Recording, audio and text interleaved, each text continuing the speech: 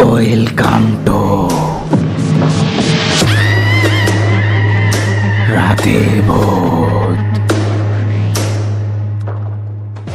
আজকের 52 নম্বর এপিসোডে সবাইকে আন্তরিক ভালোবাসা অভিনন্দন।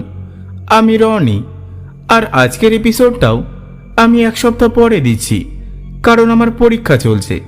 তাহলে চলো মেন ঘটনায় আসি। আমার নাম প্রসেনজিৎ, বয়স এখন 40 পেরিয়েছে। আর আজ যে অভিজ্ঞতার কথা বলবো, সেটা আমি আমার জীবনের শেষ দিন পর্যন্ত ভুলতে পারবো না। আজও যখন রাতের বেলা একা ট্রেনে চড়তে হয়, তখন যেন বুকের ভিতর কেমন হাহাকার করে ওঠে। এই ঘটনার পর আমি সত্যিই বুঝেছি, সব ট্রেনের যাত্রীরা মানুষ হয় না। ঘটনাটা প্রায় 15 বছর আগের। তখন আমি কলকাতার এক প্রাইভেট কোম্পানিতে কাজ করি। চাকরির চাপে প্রায় রাত করে ছুটি হতো। আমার বাড়ি বর্ধমানে, তাই রাতের শেষ ট্রেনেই আমাকে বাড়ি ফিরতে হতো। দিনের বেলা যাতায়াত সহজ হলেও রাতে কাজ শেষে বাড়ি ফেরা সত্যিই ভয়ঙ্কর লাগত। সেদিনও তাই হয়েছিল। ডিসেম্বর এক ঠান্ডা শীতের রাত। অফিস থেকে ছুটি পেলাম রাত প্রায় 9:30টার সময়। গলায় কাশির দমক, শরীর ভীষণ ক্লান্ত, মাথা ধরে আসছিল। যেভাবে হোক বর্ধমানগামী শেষ লোকাল ধরতেই হবে, নইলে আমাকে সারা রাত এই হাওড়া স্টেশনে বসে থাকতে হবে। হাওড়া স্টেশন তখন খুব বেশি লোকজন ছিল না। সেদিন অফিস থেকে বেরোতে দেরি হওয়ায় আমি দৌড়ে গিয়ে পৌঁছালাম। মাইকে ঘোষণা হচ্ছিল রাত 10টার কিছু আগে বর্ধমান লোকাল ছাড়বে। আমি স্বস্তির নিঃশ্বাস ফেললাম। এরপর ট্রেনের দিকে তাকাতেই এক অদ্ভুত শিহরণ বয়ে গেল আমার পুরো শরীর জুড়ে। কামরাগুলো যেন খুব পুরানো, রং চটা, কাঁচ ভাঙা। ট্রেনটা এলো ধীর গতিতে। আমি উঠে পড়লাম মাঝের কামরার দিকে। আশ্চর্যজনকভাবে গোটা কামরাটা একেবারে ফাঁকা ছিল। বর্ধমান লোকালে এমন ফাঁকা কামরা সচরাচর দেখা যায় না। নিজের মনে ভাবলাম, হয়তো শীতকাল বলেই লোক কম। ট্রেন চাললো ধীরে ধীরে। সিগন্যাল পার হয়ে গর্জন করতে করতে এগোতে লাগলো। আমি জানালার ধারে বসে পড়লাম। বাইরে কুয়াশার পর্দা, গ্রামের অন্ধকার, মাঝে মাঝে দূরে আলো জ্বলছে। এক সময় হাওয়ার ঠান্ডা কামড়ে কোট জড়িয়ে চোখ বোঝালাম। ঠিক সেই সময়ই একটা অদ্ভুত অনুভূতি হলো। মনে হলো যেন আমার পাশে কেউ বসেছে। চমকে চোখ খুললাম।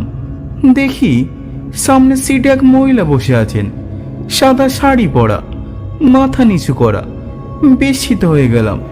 এতক্ষণ তো ফাঁকা কামরা ছিল, উনি হঠাৎ কোথা থেকে এলেন? আমি তো কাউকে উঠতে দেখিনি।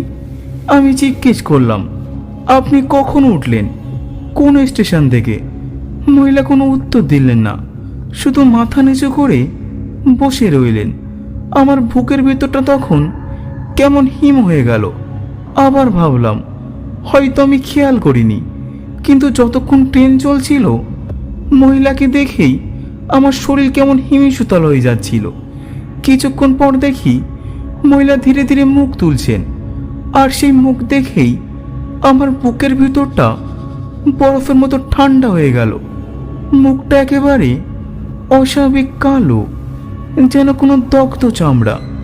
আর চোখ দুটো একেবারে সাদা, কোনো মনই নেই। আমি হকচকিয়ে চেয়ার থেকে উঠে দাঁড়ালাম।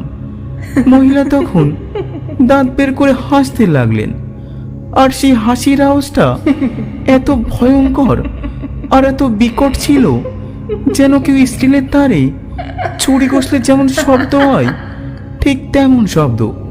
এরপর 4-5টা মুহূর্তেই অদ্ভুত ঠান্ডায় জমে গেল। আমি দৌড়ে কামরার অন্তর্প্রান্তে গিয়ে দরজা খুলতে গেলাম, কিন্তু দরজা যেন আটকে গেছে। যতই টানছি খুলছে না। বাইরে শুধু কুয়াশা আর অন্ধকার। পিছন থেকে তখন টিপ টিপ শব্দও আসছিল। পায়ের শব্দ না, বরং ভেজা কাপড় টেনে আনার মতো শব্দ। কামরার বাতিগুলো তখন একে একে নিভে গেল। চারপাশ অন্ধকারে ঢেকে গেল। অন্ধকারের ভিতর আমি টের পেলাম কে আমার ঠিক পিছনে দাঁড়িয়ে আছে। আর কানে ফিস ফিস করে বলল, তুই দেখতে পাচ্ছিস তো? আমার সারা শরীর যেন অবাস হয়ে গেল। ভয় আর দাঁড়াতে পারছিলাম না। এক ঝটকায় সিটে লুকিয়ে পড়ে জোরে চিৎকার করলাম। সেই মুহূর্তেই ট্রেনটা হঠাৎ প্রচণ্ড ঝাঁকুনিতে থেমে গেল। চোখ খুলে দেখি কামড়ে আলো জ্বলছে। সব কিছু একেবারে স্বাভাবিক, মহিলার কোনো চিহ্ন নেই। আমি হাঁপাচ্ছিলাম, চারপাশে তাকালাম, কেউ নেই। তখনই ঘোষণা শোনা গেল, এই স্টেশন এসে গেছে। আমি দিনথায় পড়ে গেলাম, নামবো কি নামবো না। দরজা টানতেই খুলে গেল, আর নামার আগে আমি একবার পিছনে তাকালাম, আর তখনই বুকটা একেবারে থেমে গেল।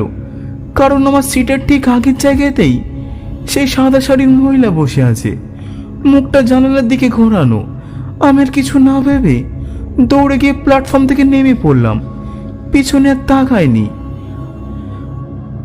আজও যখন রাতের ট্রেনে উঠতে হয়, মনে পড়ে যায় সেই ঘটনার কথা। হয়তো আমার কল্পনা, হয়তো না, কিন্তু আমি জানি সেই রাতের শেষ ট্রেনে সবসময় যাত্রী ওঠে না, কেউ কেউ আসে অন্য দিক থেকে। আজকের কাহিনী এই পর্যন্তই।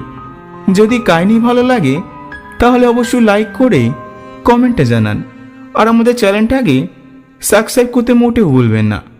ধন্যবাদ।